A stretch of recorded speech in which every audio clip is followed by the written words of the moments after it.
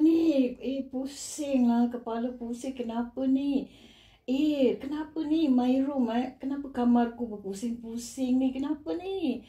Aduh, aku tidak boleh bangun lah. Aduh, pusing sekali kepala ini. Kenapa ya?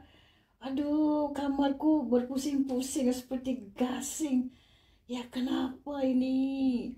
Aduh, tolong aku ya. Tolong bantu aku. Aku mau ke kamar mandi. Tolong ya.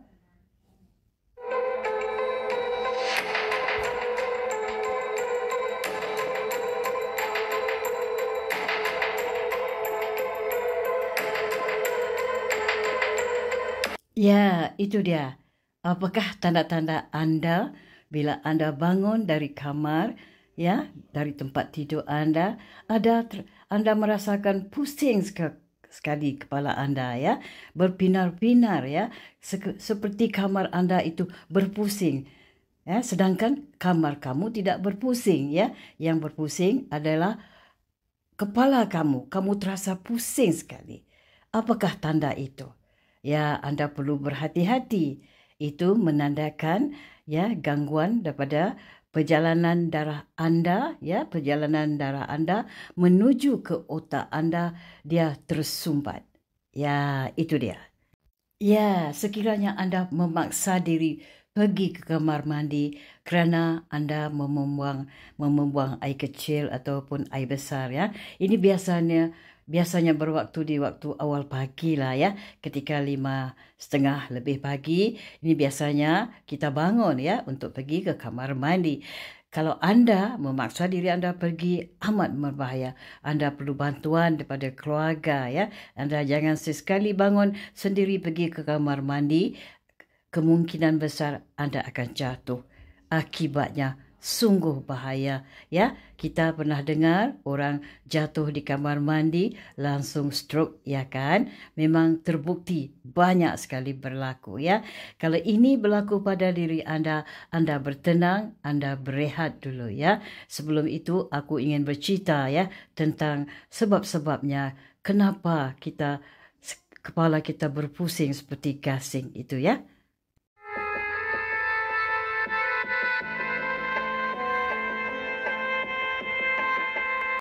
Ya, itu dia. Aku ingin berkongsi cerita, ya. Anda tentu pernah mendengar tentang penyakit tekanan darah tinggi, ya, ataupun hipertensi, ya. Adalah salah satu penyakit yang perlu kamu berwaspadai, ya.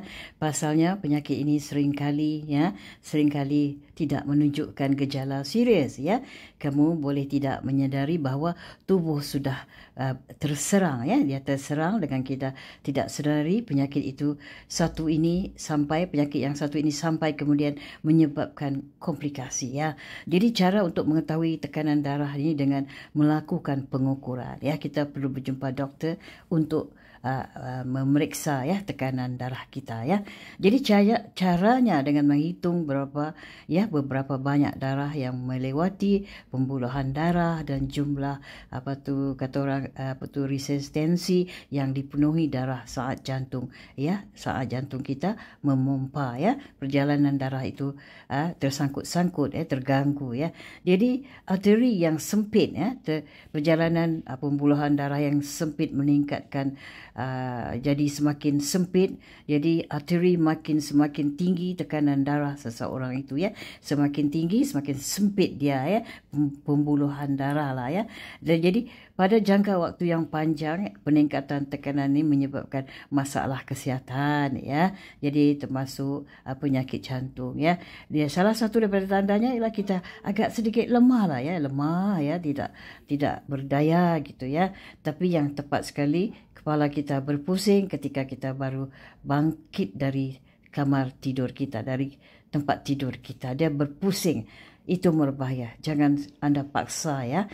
Jadi tekanan darah tinggi ini umumnya, ya, berkembang selama bertahun-tahun, ya, dan akhirnya mempengaruhi hampir semua orang. Jadi untungnya, ya, tekanan darah tinggi ini dapat dengan mudah dikesani oleh doktor, ya. Kita jumpa doktor, dia pam darah kita, ya. Dia dapat tahu dari sana, dia sudah tahu kadar tinggi ataupun rendahnya darah kita, ya. Jadi ketika kamu memiliki tekanan darah tinggi, kamu boleh langsung segera memeriksa diri ke rumah sakit ya ataupun yang terdekat dengan rumah kamu, klinik-klinik luar misalnya lah ya.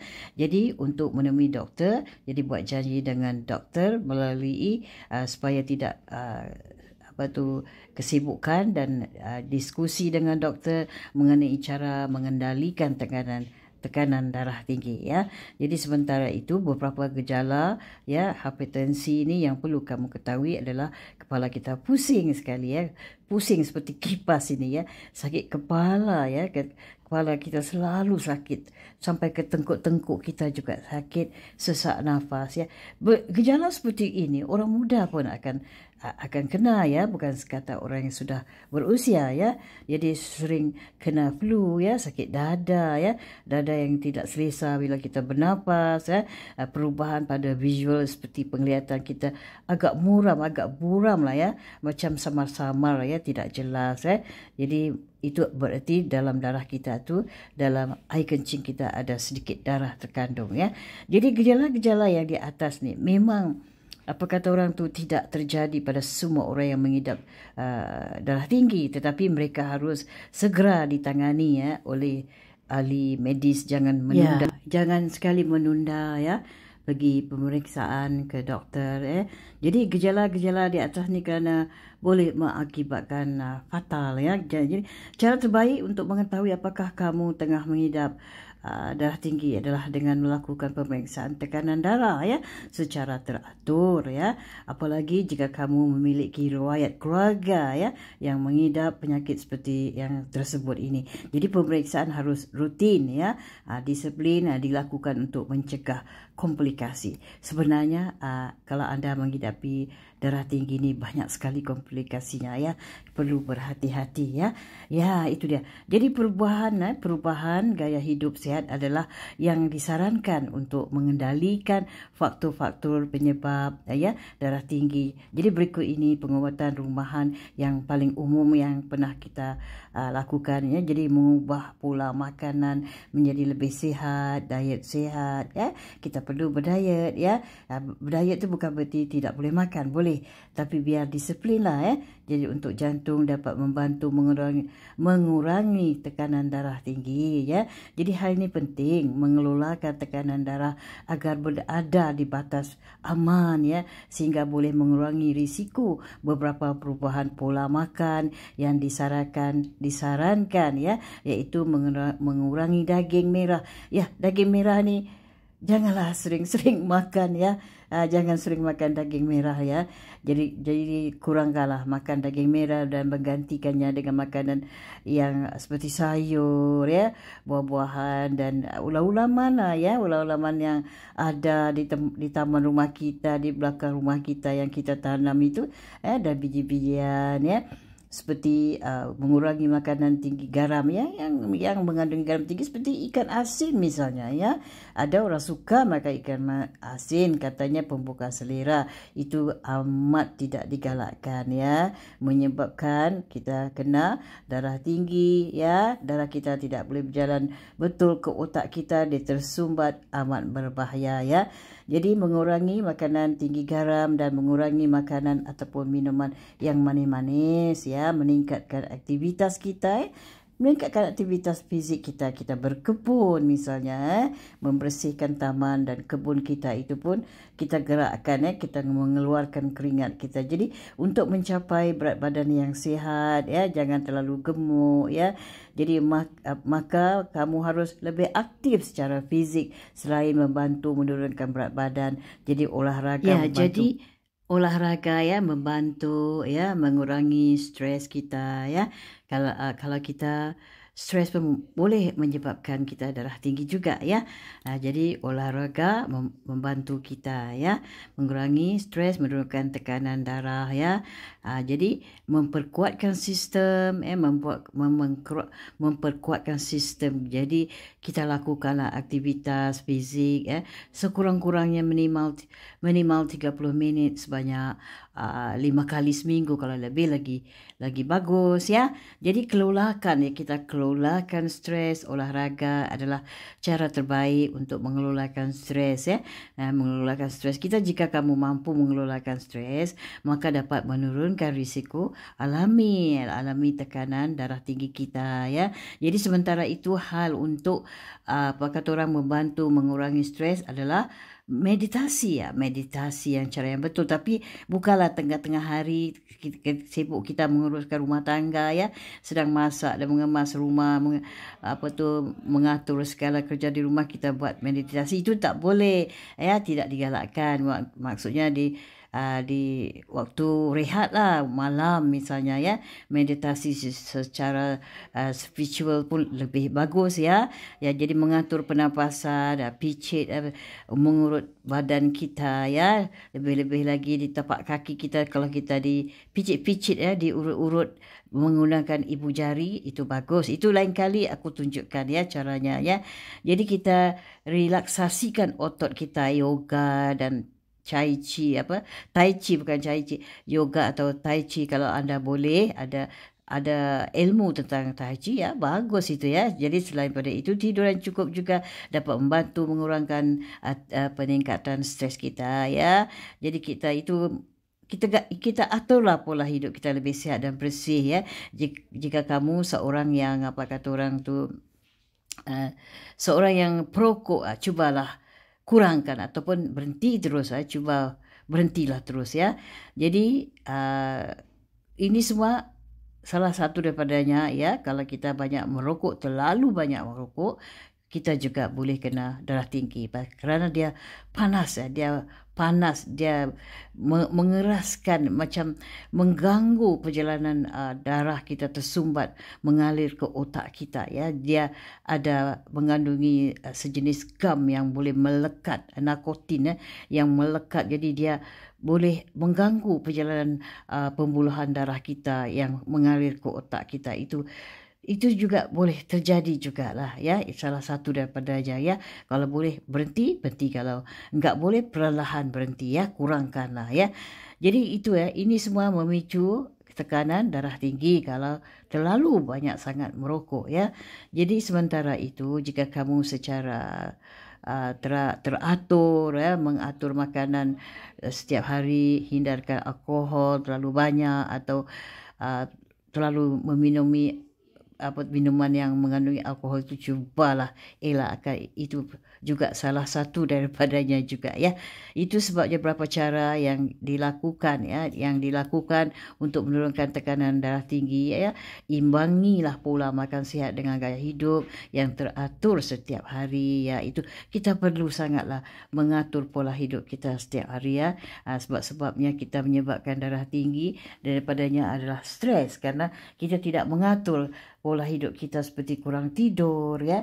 Kita kurang tidur, kurang beryoga, ya, kurang bertai chi dan sebagainya, ya. Itu kita perlu mengatur pola hidup kita dengan cara yang teratur dan disiplin, ya. Jangan terlalu banyak berfikir. Bila kita berfikir, kita kurang tidur, dan itu kita akan stres, ya. Bila kita kurang tidur, kita akan juga kena darah tinggi, kerana kita akan sakit kepala di siang hari, ya. Ya, ini sedikit penambahan di sini, ya. Anda perlu minum air putih, ya, air biasa, dilebihkan setiap hari, ya. Kalau anda suka dengan minum kopi, ya, kopi hitam misalnya, ya, kalau boleh anda jangan terlalu banyak, ya. Ada orang minum sampai 5-16 gelas sehari kopi, itu pun tidak bagus, ya. Minum sekedarnya lah, waktu pagi ataupun petang sore, ya, ataupun kalau tidak tidak waktu sore, ketika kamu bertugas malam, misalnya kamu bertugas malam, misalnya bikin banyak paperwork, ataupun menghadap komputer, ataupun bikin editing dan sebagainya, itu okeylah, ya. Tapi jangan terlebih sangat, itu pun boleh menyebabkan anda kena tekanan darah tinggi, ya. Ada orang berpendapat, ya, salah pandangan, ada orang berpandangan salah satu penyebabnya kena tekanan darah ni boleh jadi kerana faktor keturunan ya, daripada keturunan kita ya, ibu bapa ataupun nenek datuk kita pun boleh kena ya. Jadi itu adalah mutasi ya, itu daripada keturunan. Ya, itu adalah mutasi genetik ataupun kelainan mewarisi daripada orang tua sehingga membuatkan anda secara alami ya terkena tekanan darah tinggi daripada keturunan kita ya. Jadi begini ya, perubahan fizik yang semakin menua ya juga boleh menjadi penyebab juga ni tekanan darah ya, jika anda mengalami perubahan fungsi ginjal misalnya kerana penuaan ya, maka keseimbangan ya garam dan cairan alami tubuh akan terganggu ya. Ya, alhasil tekanan darah tubuh kita itu ikut meningkat ya. Aku perlu ingat berkali-kali lah di sini ya. Ya, kita ni sering makan gorengan dan anda kalau boleh kurangkan makan ikan asin lah, ikan asin yang digoreng-goreng. Tidak kira lah goreng ataupun dipanggang. Ikan asin tu kalau boleh dihindarkan. Terlalu tinggi sekali ya. Darah tinggi, terlalu tinggi, dia cepat naik sekali ya. Kerana dia terlalu masin. Itu makanan yang tidak sihat lah. Makanlah ikan yang segar ya. Jadi pilihan pola hidup yang dijalani merupakan penyebab ya darah tinggi yang paling sering terjadi pada kita ya. Jadi sebab itulah salah satu sebabnya juga ya kita mudah terkena ya, terlalu banyak makan yang asin-asin ya, seperti ikan asin misalnya ya, telur asin ya, semua yang asin-asin lah dihindarkanlah, cubalah hindarkan ya. Jadi setakat inilah dulu perkongsianku kepada anda semua tentang kepala pusing ya, sebabnya kenapa kepala pusing atau di tempatku di sini dipanggil mabuk-mabuk ya. Sering mak-mak ni bapak-bapak sering kena mabuk-mabuk ya ketika bangun daripada tempat tidurnya. Itulah salah satu caranya mengubah cara pola hidup kita. Aku juga menasihati diriku sendiri juga ya. Kadang-kadang aku juga terkena juga kepala pusing ya. Terima kasih atas waktu anda. Kita jumpa di lain kali ya. Thank you so much guys. Bye. Love you.